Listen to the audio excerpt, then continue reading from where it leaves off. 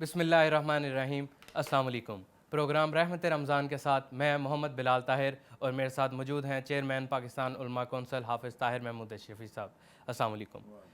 الحمدللہ نصف رمضان گزر گیا ہے، مغفرت کا اشرا ہے، اللہ تعالی ہم سب پہ اپنی رحمت اور مغفرت کا سایہ کرتے ہیں۔ آج ہمارا پہلا سوال سیدنا حسن رضی اللہ تعالی عنہ کی سیرت طیبہ کے حوالے سے ہے۔ اب سب یہ بتائیں کہ سیدنا حسن رضی اللہ تعالی عنہ کے اہل بیت اور اصحاب رسول کے سامنے کیا مقام تھا؟ بسم اللہ الرحمن الرحیم نحمدہ ونصلی ونسلم علی رسولہ الکریم اما بعد۔ دیکھیں، آپ نے جو سوال کیا اس سے پہلے میں عرض کر دوں کہ یہ مغفرت کا عشرہ ہے، اور مغفرت تو اللہ کریم انسان کو اس بات پہ کہ وہ شرمندہ ہو اللہ کے دربار میں، ارادہ اس کا پکا ہو، وہ تو اللہ تعالیٰ جو ہے وہ معافی دے دیتے ہیں اور وہ معاف کرنے والے ہیں۔ جہاں تک انسانوں کا انسانوں کے ساتھ معاملہ ہے تو انسانوں کو انسانوں کے ساتھ اپنا معاملہ کلیئر کرنا چاہیے، ایک دوسرے سے معافی مانگنی چاہیے، کسی کا حق کھایا ہے تو اس کا حق واپس کرنا چاہیے، اور نہیں کر سکتا ہے تو اس سے معافی جا کے لے لے۔ اسی طرح صلہ رحمی کرنی چاہیے، قطع تعلقات ختم کرنے چاہیے۔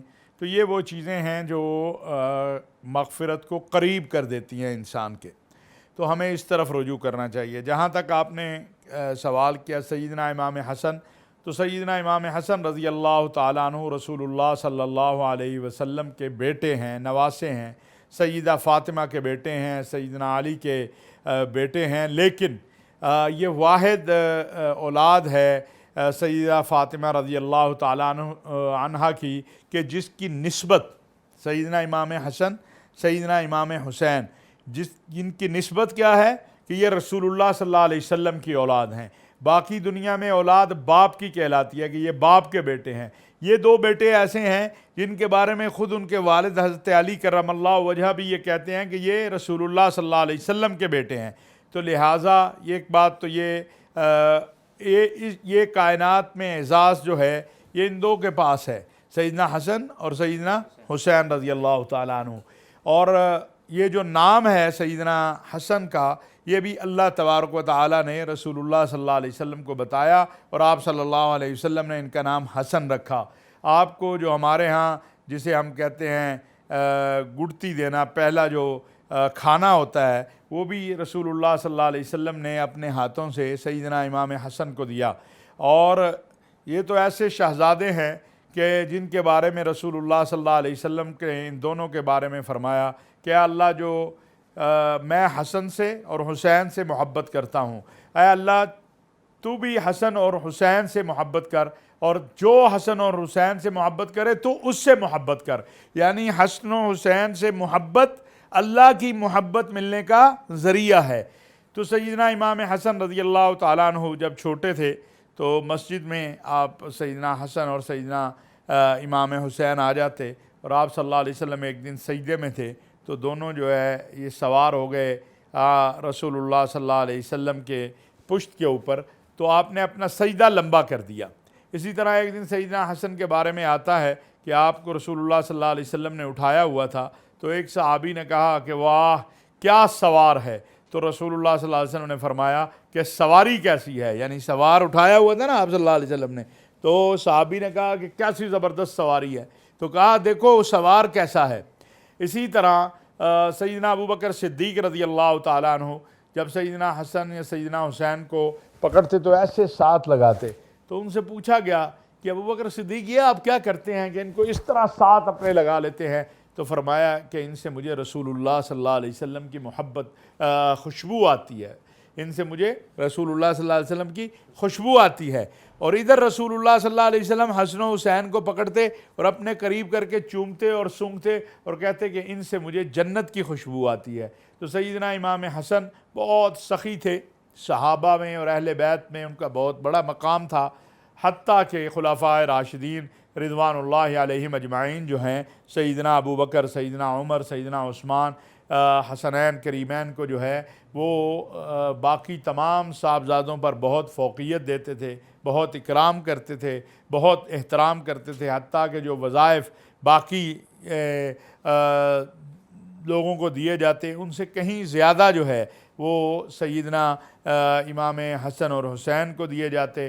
سیدنا امام حسن نے سخاوت میں بہت بڑے سخی تھے، اور ایک مرتبہ کسی غلام سے جو ہے وہ کوئی غلطی ہوئی تو آپ ناراض ہو گئے، تو اس نے آ کے قرآن کی آیت پڑھی کہ وہ ایمان والے جو ہیں اس کا ایک حصہ یہ بھی ہے کہ وہ غصے میں معاف کرنے والے ہیں، والکاظمین الغیظ والعافین عن الناس، اپنے غصے پہ کنٹرول کرتے ہیں اور معاف کرتے ہیں۔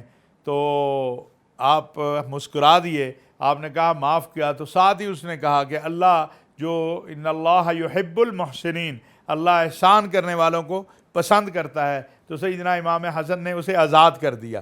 یہ اس طرح ایک شامی آیا، اس نے آ کے بہت زیادہ آپ کی شان میں گستاخی کی، تو آپ مسکراتے رہے اور اس کے بعد کہا کہ آؤ تم مہمان لگتے ہو، کون ہو، آؤ میرے پاس، تمہیں کوئی ضرورت ہے، کوئی حاجت ہے۔ تو اس شامی نے جب یہ سارے جملے سنے تو اس نے کہا واللہ یہی تم وہ ہو جن کے پاس رسالت آئی، نبوت آئی، یعنی کہا کہ تم ہی وہ ہو، تم ہی اہل تھے کہ تمہارے پاس رسالت و نبوت آتی، یعنی تم نبی صلی اللہ علیہ وسلم کے خاندان سے ہو۔ تو سیدنا امام حسن مسلمانوں کے 5ویں خلیفہ ہیں، اور آپ نے اپنی خلافت کو مسلمانوں کے 2 گروہوں کے درمیان صلح کے لیے قربان کر دیا، آپ نے عطا کر دیا، اور یہ ثابت کر دیا قیامت کی صبح تک۔ میں ایک جملہ کہا کرتا ہوں کہ نبی کے گھرانہ جو ہے وہ دین کی اقدار کا محافظ ہے، جس پہ سیدنا امام حسین نے اپنی اور اپنے خاندان کی جان قربان کر دی۔ اقتدار تو نبی کے گھرانے سے ملتا ہے، اقتدار تو کوئی چیز ہی نہیں ہے رسول اللہ صلی اللہ علیہ وسلم کے گھرانے کے سامنے۔ تو آپ نے روایات کے مطابق جو ہے 25 اور بعض کے مطابق 20 سے 25 پیدل حج کیے، یعنی آپ کا قافلہ پیچھے آ رہا ہوتا تھا، اونٹ ہیں، گھوڑے ہیں، لیکن آپ پیدل حج کے لیے جاتے تھے۔ لوگوں کے جو ہے وہ خدمت کا جذبہ اور لوگوں کے ساتھ حسن سلوک اور سخاوت اور آپ کا دسترخوان، اور کبھی آپ پر زکوٰۃ نہیں واجب ہوئی تھی، اتنا پیسہ ہوتا تھا کہ جسے آپ کہیں بے انتہا، لیکن سیدنا امام حسن جو ہیں وہ لوگوں کو تقسیم کر دیا کرتے تھے، اور آپ کو پھر زہر دے کر جو ہے وہ شہید کر دیا گیا۔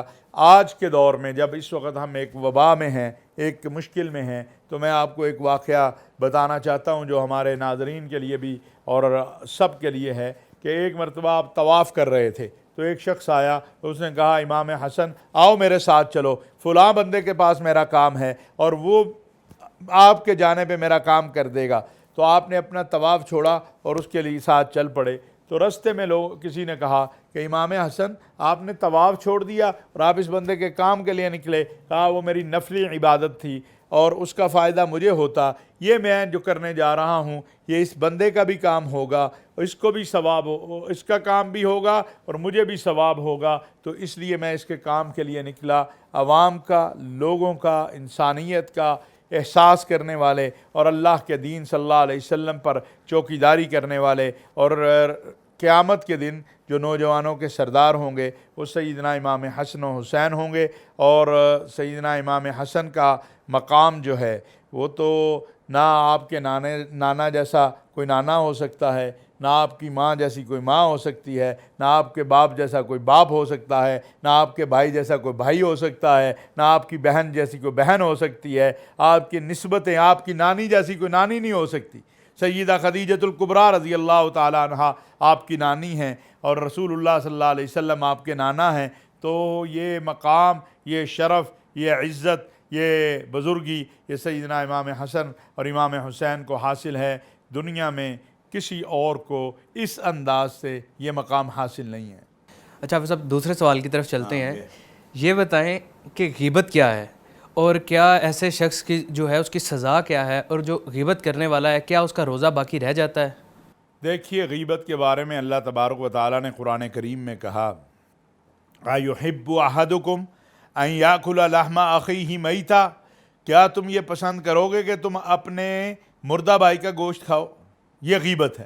اللہ کے نبی صلی اللہ علیہ وسلم سے پوچھا گیا، جس کا مفہوم اس طرح سے ہے کہ غیبت کیا ہے، کہ ایک شخص میں ایک عیب پایا جاتا ہے، کیا میں اس عیب کو ذکر کر دوں تو یہ غیبت ہوگی؟ فرمایا ہاں، اگر اس میں وہ عیب ہے اور آپ نے اس کی پشت کے پیچھے اس کو بیان کیا ہے تو یہ غیبت ہے، اور اگر آپ نے اس میں یہ عیب نہیں اور پھر بیان کیا تو یہ تہمت ہے۔ اس سے بڑی سزا ہو سکتی ہے کائنات میں کہ آپ اپنے بھائی مردہ جو مر گیا اس کا گوشت کھائیں؟ کوئی شخص یہ تصور کر سکتا ہے؟ کر سکتا ہے؟ تو غیبت اتنا بڑا جو ہے جرم ہے، اور روزہ دار کے لیے تو یہ کہا گیا کہ ایسے شخص کا روزہ اللہ کو نہیں چاہیے کہ جو صبح سحری کھائے اور وہ غیبت کرے، جھوٹ بولے، لوگوں کا مال کھائے اور لوگوں پہ ظلم کرے۔ اور جیسے میں کہا کرتا ہوں کہ بعض اوقات ہمارے ہاں جو ملازم ہے وہ جو تنخواہ 8 گھنٹے کی لیتا ہے، کام 3 گھنٹے کرتا ہے، 5 گھنٹے کام چوری کرتا ہے، تو اس کو ایسے روزے کا کیا فائدہ ہے؟ وہ کہتے ہیں جی روزہ ہے۔ بھئی روزہ ہے تو پھر 3 گھنٹے کی، یہ میں آپ کو بتاؤں شرعی مسئلہ جو ہمارے احباب بیرون دنیا میں ہیں، ملک سے باہر ہیں، ان کے لیے بھی بالخصوص وہ چونکہ ماشاءاللہ اس پروگرام کے حوالے سے کئی سوالات بھی آتے ہیں، لیکن یہ بیچ میں ایک مسئلہ بھی آ گیا کہ آپ دکان میں وہاں باہر تو چونکہ آپ غیر مسلموں کے پاس کام کرتے ہیں تو ان کو تو نہیں پتا آپ کی نماز کا ٹائم، ان کو تو نہیں پتا کہ آپ کے روزے کا ٹائم، تو آپ کو چاہیے کہ آپ انہیں بتا دیں کہ جی اس ٹائم میری نماز کا ٹائم ہوگا، میں اتنے منٹ اپنی نماز پڑھوں گا، اتنے منٹ میرا روزہ کھولنے کا ٹائم ہے، میں اتنے منٹ روزہ کھولوں گا، کیونکہ اگر آپ نے انہیں نہیں بتایا اور آپ نے اس ٹائم کے دوران آپ چلے گئے اور اس نے اعتراض اس پر کر دیا تو پھر آپ جو ہیں اس کے تو مجرم ہیں، اس وقت کے اس کو پیسے آپ کو واپس کرنے چاہیے۔ آپ پہلے جب نوکری کے لیے جائیں تو اسے بتا دیں کہ جی میں نے 8 گھنٹے میں 2 نمازیں آتی ہیں، میں 10 منٹ 20 منٹ کی میں نے نماز پڑھنی ہے، یا میں نے افطار آتا ہے تو میں نے 10-15 منٹ، تاکہ اس کو معلوم ہو۔ یہ تو مسلمانوں کو بھی بتانا چاہیے، یہ نہیں ہے کہ آپ کہیں مسلمان کے پاس نوکری کر رہے ہیں تو اسے نہ بتائیں، لیکن اہل اسلام کو معلوم ہوتا ہے کہ یہ وقت نماز کا ہے اس نے، لیکن وہ نماز کا وقت آپ اتنا ہی لیں جتنا نماز کا وقت ہے۔ ہمارے ہاں بعض اوقات یہ ہوتا ہے نماز کا کہہ کے 1 گھنٹے کی چھٹی مار لی، تو یہ بھی جائز نہیں ہے شرعن۔ اسلام کسی کو کسی کا حق کھانے کی اجازت نہیں دیتا ہے، اس لیے مالک کو ملازم کا اور ملازم کو مالک کا خیال کرنا، یہ تو اس کی۔ لیکن یہ جو غیبت ہے یہ بہت بڑا جرم ہے، یہ سارے اعمال کو کھا جاتا ہے اور سارے اعمال ضائع ہو جاتے ہیں، اور آپ بلا وجہ ایک زبانی لذت کی خاطر مجرم بن جاتے ہیں، اور قیامت کے دن اگر آپ نے ایسے شخص سے معافی نہ مانگی تو قیامت کے دن آپ جواب دہ ہوں گے، وہ آپ کی نیکیاں لے جائے گا۔ لہٰذا اگر کسی کی غیبت ہو جائے تو اس سے کہہ دینا چاہیے کہ بھائی آپ کے متعلق مجھ سے بات ہو گئی، چلو معافی دے دو، معذرت کر لیتے ہیں۔ اور اگر غیبت اس میں نہیں ہے، وہ عیب نہیں ہے، اور آپ نے اس کی طرف وہ عیب بیان کر دیا تو پھر تو تہمت ہے، اور جو تہمت لگائے شرعاً تو اس پر 80 کوڑے کی سزا ہے۔ لیکن ہمارے ہاں چونکہ ایسا نہیں ہے، پھر بھی تہمت سے بھی بچنا چاہیے اور غیبت سے بھی بچنا چاہیے، اور اپنے روزے میں جھوٹ سے بھی بچنا چاہیے، اور بخل سے بھی بچنا چاہیے، اور اب فحش گوئی سے بھی بچنا چاہیے، اور اللہ تبارک و تعالیٰ سے مغفرت کے عشرے میں اپنی مغفرت مانگنی چاہیے۔ اچھا حافظ صاحب آگے چلتے ہیں، قرآن اور رمضان ان کا تعلق کیا ہے، اور کیا جو شخص جس کو قرآن پڑھنا نہیں آتا وہ رمضان میں کیا کرے؟ دیکھیے جو رمضان ہے نا یہ قرآن کا مہینہ ہے۔ رمضان اور قرآن کا تعلق اللہ نے قرآن میں ایسے جوڑا ہے کہ یا ایھا الذین آمنوا کتب علیکم الصیام کما کتب علی الذین من قبلکم لعلکم تتقون، اے ایمان والو روزہ رکھو جیسا روزہ رکھنے کا حق ہے تاکہ تم متقی بن جاؤ۔ اور تقویٰ کیا ہے؟ کئی بار میں نے بتایا، اللہ سے ڈرنا، اللہ کا حق اللہ کو دینا، دینے سے مراد ہے ادا کرنا جو ہمارے اوپر اللہ کا حق ہے، اور بندوں کا حق جو بندوں کا ہے وہ ادا کرنا۔ اور قرآن کیا کہتا ہے کہ الف لام میم ذالک الکتاب لا ریب فیہ ھدی للمتقین، یہ متقیوں کے لیے ہدایت ہے۔ تو یہ جو چیز ہے یہ ہمیں سمجھنی چاہیے۔ کیا سمجھنا چاہیے؟ پہلا نمبر 1 نقطہ کہ قرآن اور رمضان، اللہ نے قرآن کو رمضان میں اتارا ہے، تو لہٰذا یہ رمضان جو ہے قرآن کا مہینہ ہے۔ اب آ گئی بات کہ قرآن پڑھنا نہیں آتا، تو پہلی بات تو یہ ہے کہ قرآن کو پڑھنا چاہیے۔ آج کے دور میں اس موبائل میں قرآن کریم موجود ہے، گاڑی میں بیٹھ کے آپ پڑھ سکتے ہیں، گھر میں بیٹھ کے آپ پڑھ سکتے ہیں۔ اب قرآن پڑھا ہی نہیں، بوڑھے ہو گئے یا جوان ہیں، تو وہ قرآن پڑھنے کی کوشش کرے، شروع کرے، ایک ایک رکوع، دو دو آیت جتنا کر سکتا ہے۔ اور قرآن کا اللہ نے اجر کیا رکھا ہے کہ ایک ہے حافظ قرآن جو پڑھ رہا ہے الف لام میم ذالک الکتاب لا ریب فیہ ھدی للمتقین، اس کو بھی اجر ملے گا، لیکن اس کو ایک اجر ملے گا۔ اور ایک ہے جو اڑ اڑ کے پڑھ رہا ہے، جس کو پڑھنا نہیں آتا، وہ جوڑ جوڑ کر کے پڑھ رہا ہے، اس کو کتنے اجر ملیں گے؟ 2۔ کس چیز کے؟ ایک وہ قرآن پڑھ رہا ہے اور دوسرا وہ مشقت کر رہا ہے، محنت کر رہا ہے نا۔ حافظ کو تو یاد ہے، اس نے تو شروع کیا الف لام میم ذالک الکتاب لا ریب فیہ ھدی للمتقین۔ کوئی ایک ہے وہ کہتا ہے الف لام میم ذالک الکتاب، ذالک جوڑ کر رہا ہے، یا وہ جو اس کو کوئی لفظ کا مسئلہ ہے زبان سے ادا کرنے میں، تو اللہ کریم اس کو ڈبل اجر دیں گے۔ تو رمضان اور قرآن جو ہے، اور جس کو بالکل نہ پڑھنا آتا ہے، نہ وہ پڑھنا چاہ رہا ہے، یا بڑھاپا ہے، کوئی قاری نہیں مل رہا۔ پہلی بات تو یہ ہے، بڑھاپے میں اگر ہم موبائل سیکھ سکتے ہیں، اگر اے سی چلانا سیکھ سکتے ہیں، اگر گاڑی چلانا سیکھ سکتے ہیں، تو پھر قرآن تو ہماری قبر کا بھی ساتھی ہے، حشر کا بھی ساتھی ہے، قیامت کے دن کا بھی ساتھی ہے۔ اب اس میں گزارش یہ ہے کہ جو بہت ہی ضروری ہے، اور وہ یہ ہے کہ اگر آپ کو خدا نخواستہ قرآن آپ نے پڑھا بھی نہیں، آپ پڑھنے کے لیے آپ کو میسر نہیں ہے پڑھانے والا کوئی، تو پھر آپ ایک تیسرا کام کر لیں، اور وہ یہ کام ہے کہ آپ قرآن سنیں۔ اللہ نے قرآن کریم میں کہا ہے فَإِذَا قُرِئَ الْقُرْآنُ فَاسْتَمِعُوا لَهُ وَأَنصِتُوا، جب قرآن پڑھا جائے پھر اس کو سنو۔ یہ نہیں، ہمارے ہاں یہ بھی ایک روایت ہے کہ ریکارڈنگ جو ہے موبائل پہ یا گھر میں یا ٹی وی پہ قرآن لگا دیا اور اپنے کام شام کرتے رہے۔ یہ نہیں، یہ اللہ کے غصے کا سبب بنے گا۔ کیا بنے گا؟ اللہ کے غصے کا سبب بنے گا۔ اللہ کی رحمت کا سبب کیا ہے؟ فَإِذَا قُرِئَ الْقُرْآنُ فَاسْتَمِعُوا لَهُ وَأَنصِتُوا لَعَلَّكُمْ تُرْحَمُونَ، جب قرآن پڑھا جائے تو اس کو سنو، فَاسْتَمِعُوا، اور چپ رہو۔ یہ نہیں ادھر گپے بھی لگا دی، ادھر وہ جو ہے قرآن بھی لگایا ہوا ہے، ادھر حال چال بھی پوچھ رہے ہیں، ادھر موبائل بھی سن رہے ہیں۔ نہیں، تھوڑا کر لو، ایک رکوع سن لو، ایک رکوع پڑھ لو، لیکن توجہ دو پوری۔ جب آپ قرآن کریم کو پوری توجہ کے ساتھ پڑھیں گے تو یہ اللہ کا وعدہ ہے قرآن میں، کیا؟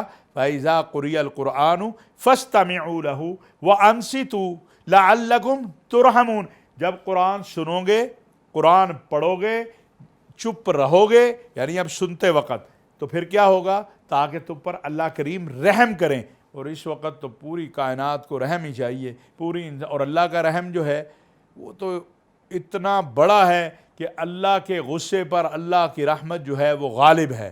تو اللہ کریم کی طرف یہ فضیلت والا مہینہ، یہ مغفرت کا عشرہ، اس عشرے کے اندر ہمیں خوب دعائیں کرنی چاہیے، خوب اللہ سے مانگنا چاہیے، مغفرت مانگنی چاہیے، اور اللہ ہمیں مغفرت عطا کرنے والے ہیں وہ سچے دل سے۔ بات یہ ہے انسان توبہ کرتے ہوئے شرمندگی اختیار کرے، ارادہ پکا کرے، انشاءاللہ رب کریم اسے خالی ہاتھ نہیں لٹائیں گے۔ لیکن اگر دعا ایسے ہی ہو جیسے میں اکثر کہا کرتا ہوں کہ ادھر ہاتھ اٹھائے ہیں توجہ کہیں اور ہے، تو پھر بھی اللہ کریم وہ کریم ہے، وہ تو خالی ہاتھ نہیں لٹائیں گے۔ لیکن حقیقت حال یہی ہے کہ جتنی توجہ سے دعا مانگی جائے اتنی عطا زیادہ ہوتی ہے۔ اچھا، آپ یہ بتائیں کہ اب موجودہ حالات میں اعتکاف کرنا چاہیے؟ دیکھیں، بات یہ ہے، اعتکاف ایک علاقے سے، محلے سے اگر 2-3 لوگ بھی کر لیں پورے محلے کی طرف سے ہو جائے گا۔ اب اس وقت جو حالات ہیں، حکومت جو کہہ رہی ہے ہمیں، اور ڈاکٹر جو کہہ رہے ہیں، آپ کو پتہ کرونا کی وجہ سے بہت ہی حالات جو ہیں وہ خراب ہیں۔ اللہ تعالیٰ رحم کا معاملہ فرما دے، کرم کا معاملہ فرما دے، اور عافیت کا معاملہ فرما دے۔ تو گزارش یہ ہے کہ اگر محلے سے مسجد، پہلی بات ہے مسجد میں جگہ کتنی ہے۔ مسجد میں اگر جگہ ہے، اور جس طرح ترتیب بنائی ہے حکومت نے یا مسجد والوں نے کہ اکیلے، ویسے بھی اعتکاف میں تو اکیلے ہی وہ خیمہ لگتا ہے، تو کتنے لوگوں کی ہے، اس سے زیادہ نہ بیٹھیں، اور باقی جو ہیں اپنے گھر میں رہیں، عبادت کریں، اللہ کریں، استغفار پڑھیں، قرآن کریم پڑھیں، درود شریف پڑھیں۔ تو میں سمجھتا ہوں کہ اجتماعی اعتکاف جو ہوتا ہے، جو ہزاروں لوگ بیٹھتے ہیں بہت بڑے بڑے علماء کے ساتھ، ہمارے جو روحانی پیر حضرات ہیں، وہ تو نہ کریں، اور اس پر اتفاق ہے علماء کا کہ اس وقت موجودہ حالات میں وہ نہیں اس انداز سے، چونکہ وہ تو بالکل مجمع جڑ کے بیٹھتا ہے۔ احتیاطی تدابیر کے ساتھ جو مساجد میں اعتکاف کا بندوبست کیا جا رہا ہے، وہاں بھی یہ دیکھیں کہ جو احتیاطی تدابیر ہیں وہ جو ہے وہ ان کے مطابق ہو، اور اگر حکومت منع کر دے تو منع ہو جائیں، پھر اگر ایک دو لوگ بھی محلے کے اعتکاف کر لیں گے تو سب کی طرف سے اعتکاف ہو جائے گا، اور آپ اپنے گھر میں بیٹھ کے قرآن شریف پڑھیں، اپنے گھر میں ذکر اذکار استغفار کریں۔ بالکل ٹھیک، بہت شکریہ حافظ صاحب، دعا کروا دیں۔ الحمدللہ رب العالمین والصلاة والسلام علی سیدنا و مولانا محمد وعلی آلہ واصحابہ اجمعین۔ ربنا ظلمنا انفسنا وان لم تغفر لنا وترحمنا لنكونن من الخاسرین۔ ربنا لا تزغ قلوبنا بعد إذ هديتنا وهب لنا من لدنك رحمة إنك أنت الوهاب يا مقلب القلوب ثبت قلوبنا على دينك یا رب العالمین، یا الہ العالمین، ہمارے تمام صغیرہ کبیرہ گناہوں کو معاف فرما دے۔ اے اللہ ہماری توبہ کو توبۃ النصوح بنا دے۔ یا اللہ یا کریم، ہمارے بیماروں کو شفاء کاملہ عاجلہ مستمرہ نصیب فرما دے، بے روزگاروں کو روزگار عطا فرما دے۔ یا رب العالمین، جتنی بات بھی یا اللہ دین کی ہوئی، یا اللہ اس پہ عمل کی توفیق عطا فرما دے۔ یا رب العالمین، یا الہ العالمین، یہ جو وبا ہے، اس وبا سے پوری انسانیت کو نجات عطا فرما دے۔ یا اللہ جو طبہ، ڈاکٹری عملہ، ہماری فوج، پولیس، یا اللہ جو بھی انسانیت کی خدمت میں لگے ہیں اس وبا سے نجات کے لیے، یا اللہ میڈیا کے دوست سے یا اللہ سب کی مدد فرما دے۔ یا اللہ بے روزگاروں کو روزگار عطا فرما دے، بے اولادوں کو اولاد عطا فرما دے۔ یا اللہ ہمارے گھروں میں قناعت نصیب فرما دے۔ یا اللہ رحم فرما دے، کرم فرما دے،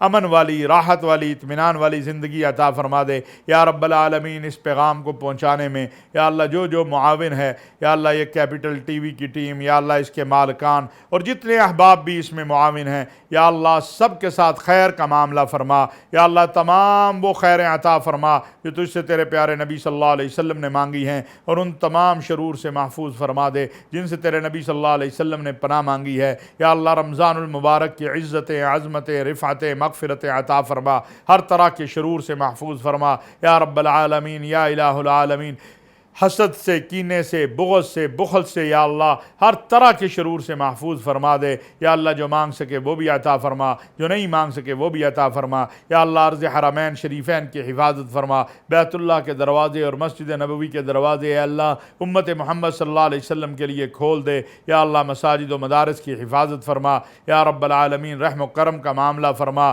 آمین، وصلی اللہ علی نبینا محمد وعلی آلہ واصحابہ اجمعین برحمتک۔